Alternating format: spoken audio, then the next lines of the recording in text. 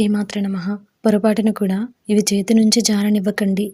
ఇటువంటి సంఘటనలు మీకు ఆసన్న సమస్యల గురించి హెచ్చరిస్తాయి. అవేంటో ఇప్పుడు తెలుసుకుందాం.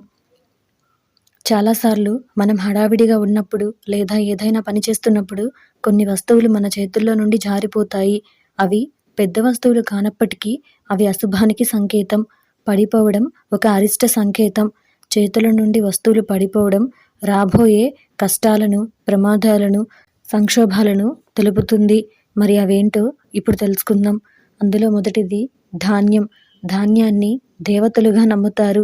భోజనం చేసేటప్పుడు లేదా వడ్డించేటప్పుడు ఆహారం వదిలేయడం అశుభం.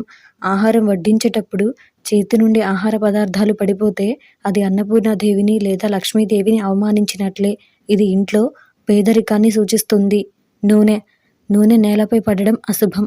నూనె శనిగ్రహానికి చిహ్నం. అందువల్ల చేతి నుండి నూనె పదే పదే పడిపోవడం డబ్బు నష్టాన్ని సూచిస్తుంది. నల్ల మిరియాలు చేతుల నుండి రాలడం కూడా అశుభం. నల్ల మిరియాలు నేలపై పడడం వల్ల సంబంధంలో చేదు ఏర్పడుతుంది. ఇది ప్రతికూల శక్తిని పెంచుతుంది. ఉప్పు మన జీవితంలో పెద్ద పాత్ర పోషిస్తుంది. అందుచేత చేతుల నుంచి ఉప్పు పడితే అది అశుభం. ఉప్పు పడిపోవడం జీవితంలో సమస్యలను సూచిస్తుంది. ఈ వీడియో కనుక మీకు నచ్చినట్టయితే లైక్ చేయండి, షేర్ చేయండి. అలాగే మరెన్నో ఇలాంటి ఆధ్యాత్మిక విషయాల కోసం మన ఛానల్ని సబ్స్క్రైబ్ చేసుకోండి.